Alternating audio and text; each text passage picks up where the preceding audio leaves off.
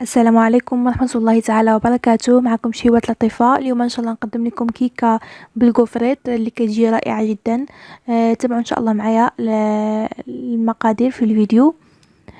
بالنسبة للكوفريت او ما يعرف بالباستا، كنطحنو، يعني خديت كمية 400 غرام كما شفتوا في الفيديو الموضح. هو شكله كيكون منسم بالشوكولات او بالفاني. انا هنا منسم بالفاني عادي. كنطحنو كنحصل على هاد البودر. بالنسبه للمكونات، باقي المكونات كنحتاج 2 ديال البيضات كنوضعهم في الخلاط الكهربائي. كنضيف ليهم كاس متوسط صغير بهذا الحجم ديال سكر سنيده، يعني نصف كاس عنبه كبير، ساشيه وحده فاني الزا، رشه ملح. كنخليهم يتخلطوا مزيان حتى كيصبح اللون ديالهم شويه ابيض. كنبقى نضيف نفس الكاس ديال العبار ديال اللي عبرت به السكر سنيده هو الزيت. غنبقى نضيف بشويه بالتدريج.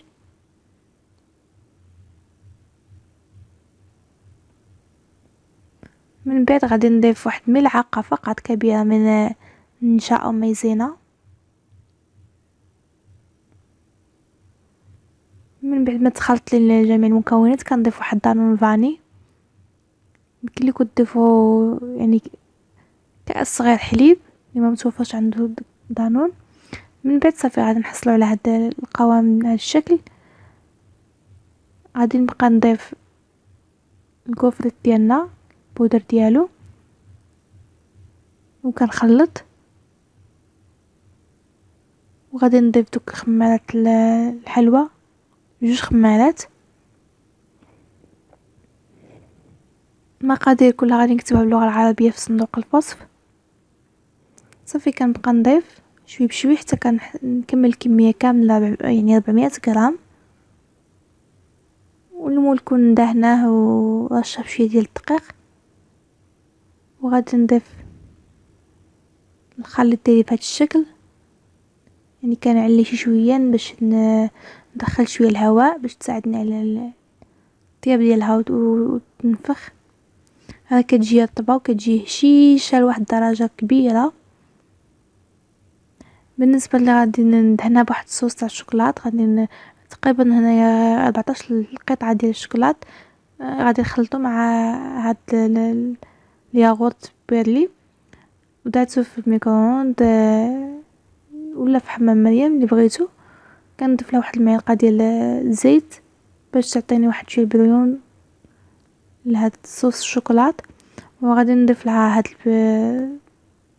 عندك يعطيه واحد مذاق زوين.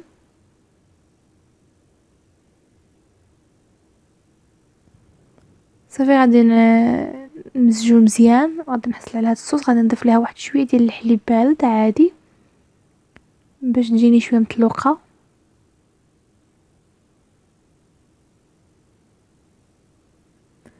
صافي في هاد الاثناء الكيكه ديالنا تكون قريبه توجد، ما كتاخذش وقت كتير، على واحد النار مهيله بزاف، تقريبا نصف ساعه او 25 دقيقه.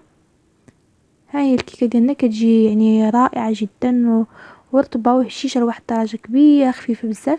غادي نسقيها بهذا الصوص ونزينها بطريقه نتبع دوك الخطوط بشويه ديال الكوفريت اللي بقى ليا واحد شويه خليته عمدا.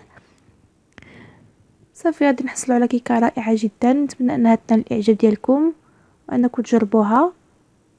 واللي مازال ما اشترك في قناه شهوات لطيفه يشترك، ينضم لينا بالضغط على زر الاشتراك اللي كيظهر لكم اسفل الفيديو، وتفعلوا الجرس باش توصلوا ديما بجديد القناه. والى عجبكم الفيديو ديال اليوم ديروا لي جيم. السلام عليكم ورحمه الله.